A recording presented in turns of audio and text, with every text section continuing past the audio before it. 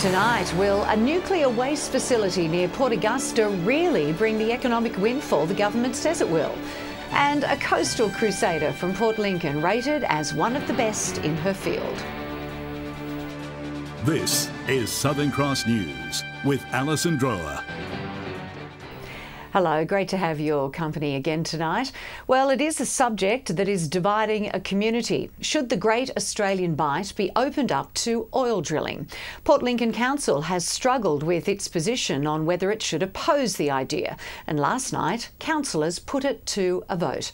Casey Treloar is with us, and Casey, it appears councillors were still divided on the matter. That's right, Ali. After months of community consultations and meetings, a motion to ban or oppose all activity in the Bight was again unsuccessful. 4 councillors voted for the motion, the other 4 voted against, causing deadlock. The final vote fell on Mayor Bruce Green, who voted against it. The motion was put forward by Councillor Andrea Broadfoot, calling for a complete ban. The motion on the table is clear, strong and concise. However, another motion was brought to the table by Councillor Diana Mislov with a somewhat softer approach to opposing oil drilling in the Bight, along with looking to apply for World Heritage listing to protect the Bight.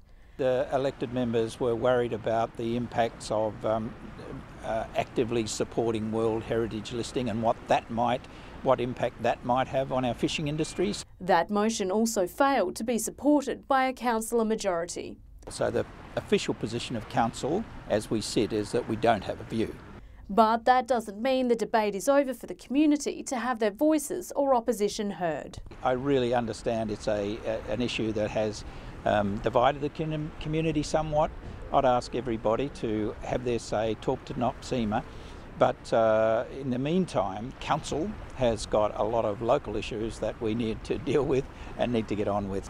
Now, Ali, there is a chance another motion could be put forward at the next council meeting. However, it appears unlikely a formal position will pass before the upcoming council elections. Casey Treloar reporting there.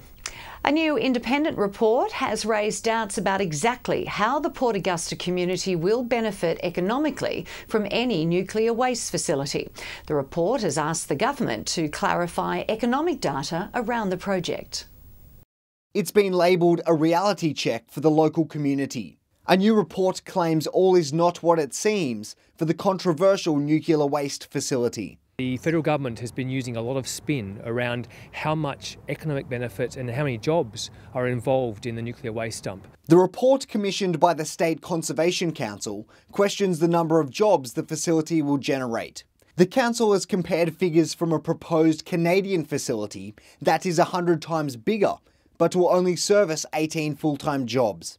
The council says the proposed facility won't need a large workforce. Rather than 45 jobs, we're ultimately talking about closer to 6. There are also concerns landholders will face skyrocketing insurance premiums. The federal government provided Southern Cross with a statement today, saying the facility will have no impact on private insurance premiums and will need 45 jobs. The Conservation Council is not a supporter of a facility that holds nuclear waste on a temporary basis. It's asking the government to reconsult and decide on a permanent location for the waste before moving anything out of Sydney. Garth Burley, Southern Cross News. Broken Hill drivers will face delays over the next 6 weeks as Murray River pipeline crews close the busy South Road overpass. Patrick Reinke has more. Motorists heading to South Broken Hill will find some detours in their daily drive on South Road. The main delays will happen between Bonanza and Crystal Street, which will be cordoned off during daylight hours. The changed traffic conditions come as work crews continue to lay pieces of the 270-kilometre Wentworth pipeline. Shoppers at Broken Hill Village shouldn't be too concerned about the access though, with entry available from Gossan and Blend Streets. The road closure also means a big detour for Parilia's semi-trailers, who use the road to transport ore from Potosi Mine to its southern operations. The trucks will now come down Menindee Road and then turn onto Eyre Street. They'll then work their way onto Patton Street off Comstock and follow the road heading to Wentworth before turning into the South Mine's secondary entrance. South residents can expect increased heavy vehicle traffic over the next 6 weeks. Once the sun sets and tools are down, South Road will reopen with one lane and congestion traffic. Construction has proved challenging at times for work crews, with a high presence of hard rock slowing down the trenching process. But the pipeline is said to be on schedule. It's expected to be completed at Christmas. And Broken Hill is front and centre of a new project by exploration company Cobalt Blue Holdings. It's moving forward on a joint venture with Broken Hill Prospecting at Thakkaringa, unearthing a wealthy deposit of cobalt. The two companies are looking to advance the project to the bankable feasibility study stage. Cobalt is highly sought after around the world, commonly used in batteries, jet engines and gas turbines. Uni students in the Spencer Gulf are being urged to get their applications in for scholarships for careers in the health industry. The program could save you hundreds on your degree and allow you to live at home. It takes a lot of dedicated study and dollars to establish the credentials you need for a career in the health industry. Uni students in regional areas are being encouraged to apply for a scholarship worth $20,000 for up to 4 years' study. To pay for their studies and for their books and materials that they need for their course. Ella Head is in her second year of working as a registered nurse at the Port Pirie Hospital after studying nursing in Adelaide for a year. Applied for this scholarship and got it, which meant that I could stay at home and just travel down to uni when I needed to be there. The 2-year scholarship meant that Ella was able to avoid costly rent and travel expenses by staying in Crystalbrook. If I hadn't have come home, I never would have finished my degree. I knew I wanted to be a nurse, but I just did not like Adelaide. The graduates have spent a number of years working in rural health services. They usually choose to remain working in country, which is fantastic. But once students have graduated, they're required to work in a country health service for a length of time equivalent to the number of years they received funding. The areas of need for this year are speech pathology, occupational therapy, physiotherapy, podiatry and nursing. Applications for the undergraduate scholarship close next month, and you can find more details on SA Health's website under the Country Scholarships tab. Rachel Nell, Southern Cross News. Still to come tonight, a coastal crusader in Port Lincoln acknowledged for her fantastic work.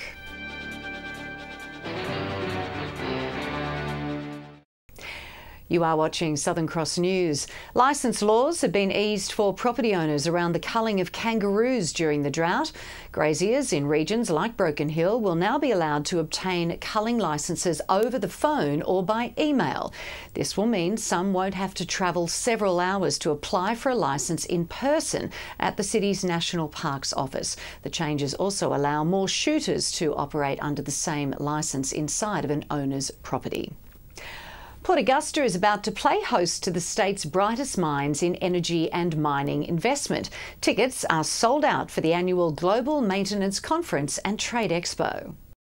This time next week, Port Augusta's Central Oval basketball courts will be ready to swap the hoops for a bustling number of stalls and key speakers. We're just very pleased with the response. We've got a great venue here. The event targets industries with key interests in the Upper Spencer Gulf. It focuses mainly in the resources and energy sector. The conference has grown and changed over the years, with industry shift in demand for local product and the chance for business owners to network. If you can get the buyers and sellers in the same place, then business opportunities, business relationships will flow from that.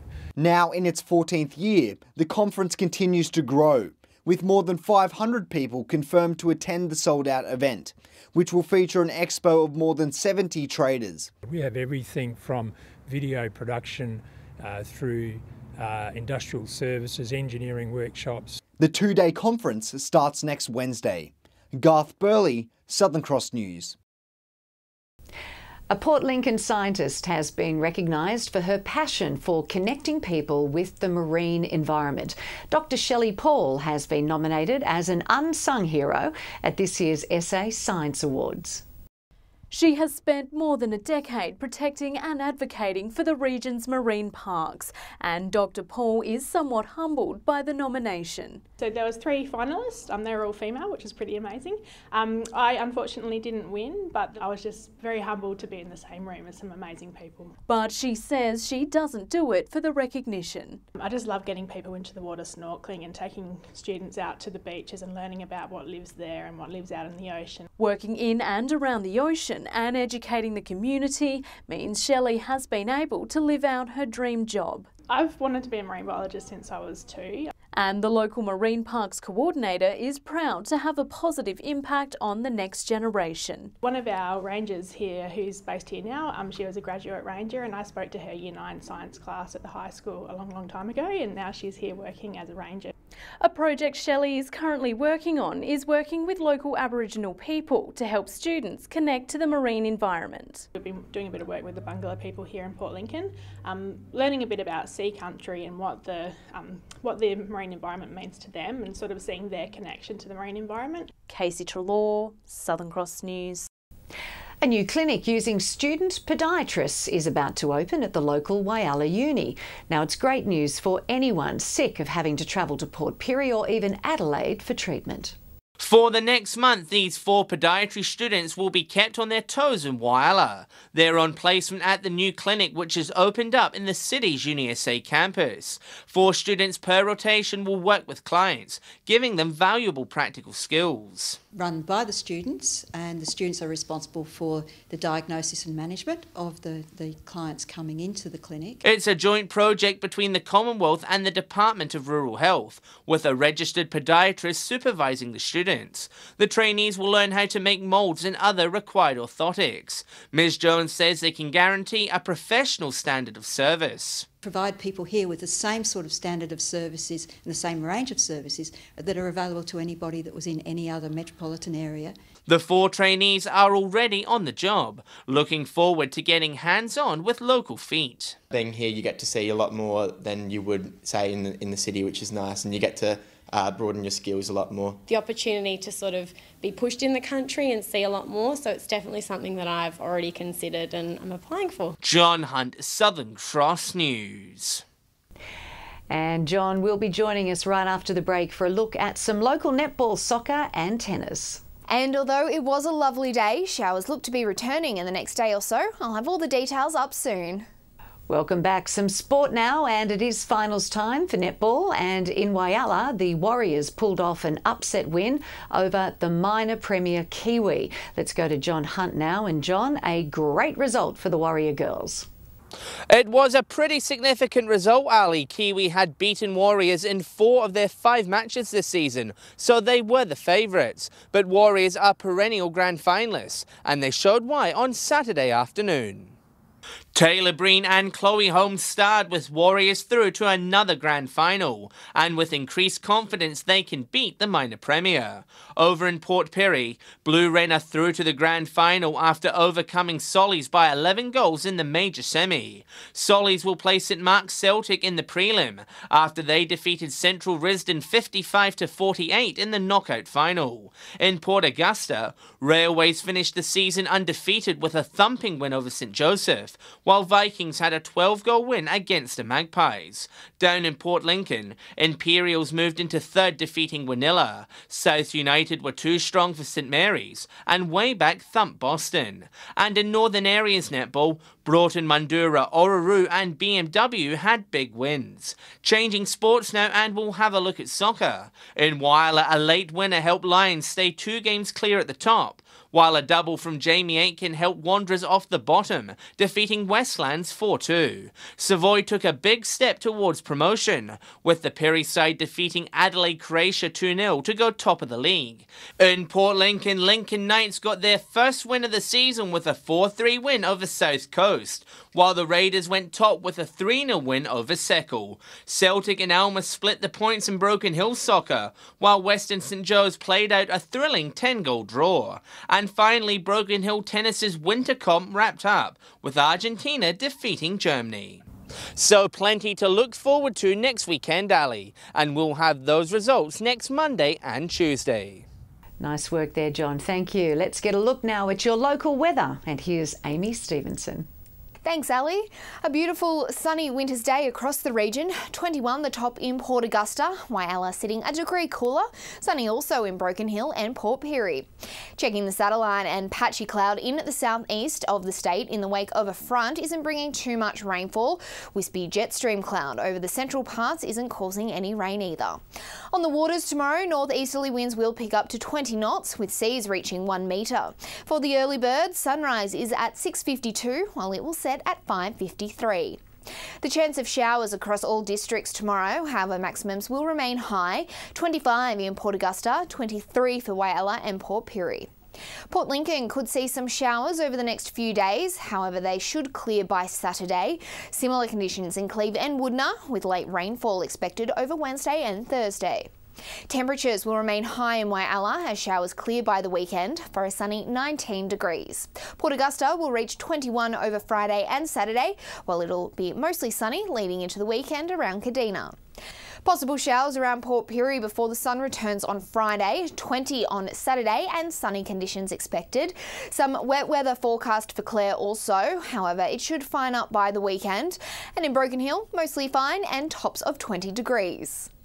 So while we could see some wet weather, it's looking like it will clear by the start of the weekend. Thanks so much for that, Amy. It sounds like a nice start to the weekend. Well, that's all from the team here at Southern Cross News for tonight. Keep an eye on our Facebook and YouTube channel for the latest local news.